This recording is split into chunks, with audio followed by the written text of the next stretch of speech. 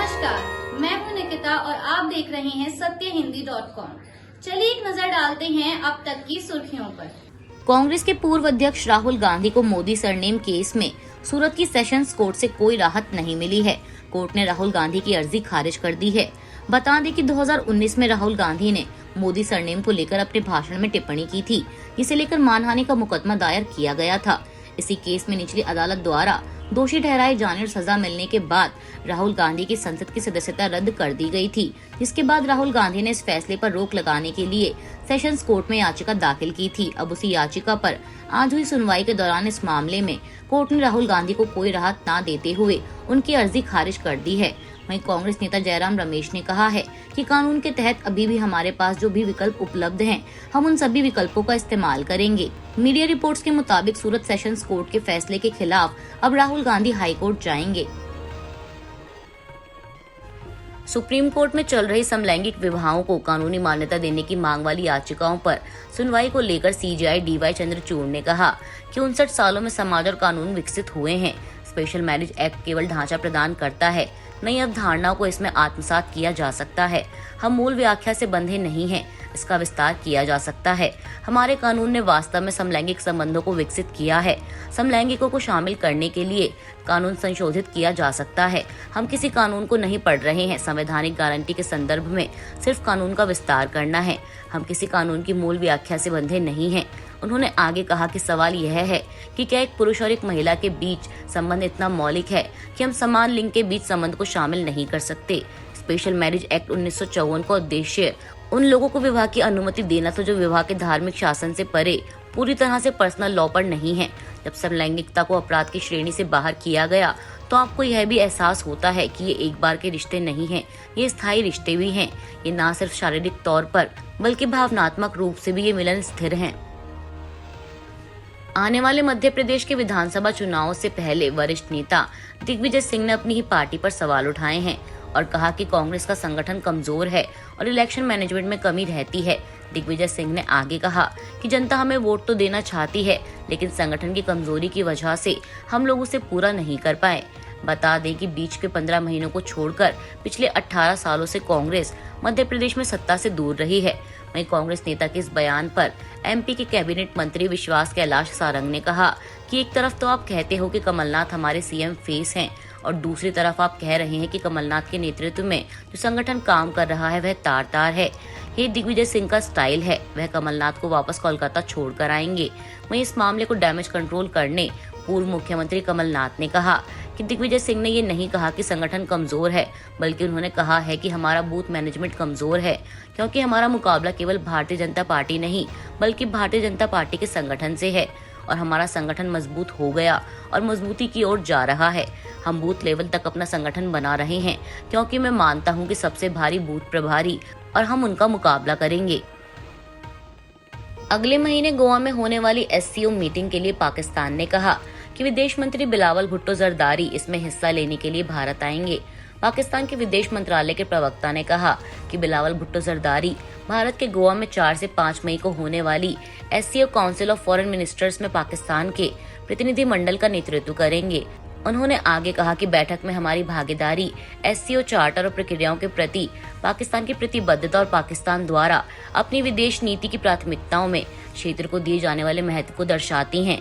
बता दें 2014 में नवाज शरीफ के भारत दौरे के बाद किसी भी पाकिस्तानी मंत्री की ये पहली भारत यात्रा होगी। जम्मू कश्मीर के पुंछ में सेना के वाहन में आग लगने से बड़ा हादसा हो गया है और 4 जवानों के शहीद होने की खबर सामने आ रही है। हालांकि हादसे के पीछे की वजह अब तक सामने नहीं आई और इस हादसे में किसी तरह की आतंकी साजिश की जानकारी नहीं है। बताया जा रहा है कि वहां पर कुछ सामान था जिसके कारण ट्रक में आग लगी थी और बढ़ती चली गई। इस हादसे के बाद जांच के लिए कोर्ट ऑफ इंक्वायरी के आदेश दे दिए गए हैं। इस हादसे के बाद सेना ने लोगों से इस हादसे से जुड़े फोटो और वीडियो ना शेयर करने की अपील की है। हादसे के बाद घटना स्थल पर उच्च अधिकारी मौजूद हैं और जांच की जा रही है। बीजेपी के राज्यसभा सांसद और वरिष्ठ अधिवक्ता महेश जेठमलानी ने अतीक हत्याकांड को लेकर तमाम राजनीतिक दलों पर निशाना साधा है।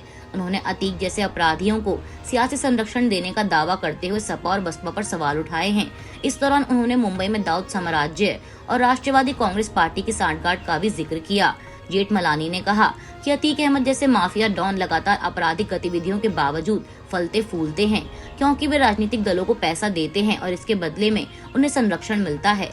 अतीक 2004 से 2008 तक समाजवादी पार्टी का सदस्य था। 2008 में गिरफ्तार होने के बाद जब मायावती मुख्यमंत्री थीं, तो 2012 में सपा के सत्ता में आने पर उसे जमानत पर रिहा कर दिया गया, जबकि उसकी आपराधिक गतिविधियां चरम पर थीं, जिसके बाद अब योगी सरकार के सत्ता में आने के बाद ही उसे फिर से गिरफ्तार किया गया और आखिरकार 2019 में उमेश पाल के 2006 में अपहरण मामले में दोषी ठहराया गया।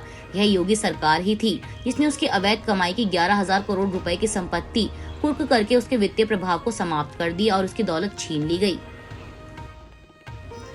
असम के मुख्यमंत्री हेमंत बिस्वा शर्मा के पूर्व प्रधानमंत्री मनमोहन सिंह को लेकर दिए एक बयान पर सियासी घमासान शुरू हो गया है। दरअसल सीएम शर्मा ने एक इंटरव्यू में कहा कि देश के पूर्व प्रधानमंत्री जवाहरलाल नेहरू और मनमोहन सिंह असम का गमछा नहीं पहनते थे।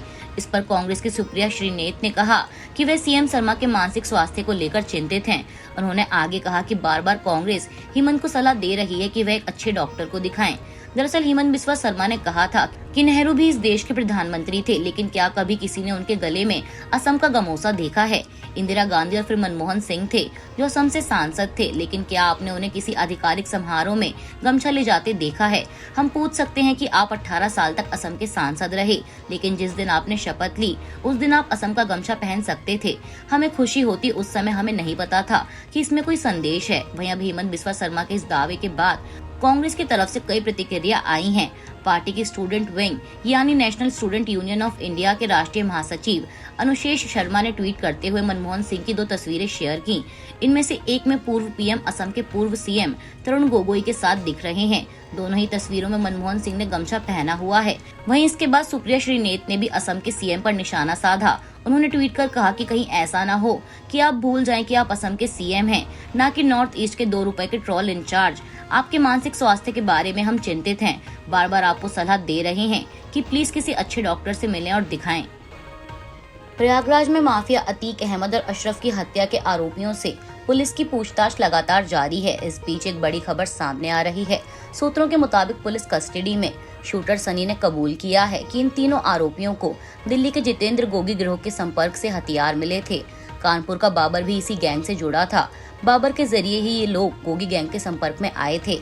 हालांकि पुलिस सूत्रों का ये भी कहना है कि लगातार बयान बदल रहे हैं और इस वजह से उत्तर प्रदेश पुलिस इन लोगों के दावों को क्रॉस वेरीफाई भी कर रही है। आपको बता दें कि जितेंद्र हमेशा से लॉरेंस बिश्नोई का बेहद खास था। वहीं इससे पहले पुलिस के सामने इन लोगों ने यह भी कबूला था कि तीनों लॉरेंस बिश्नोई के जैसा बनना चाहते थे।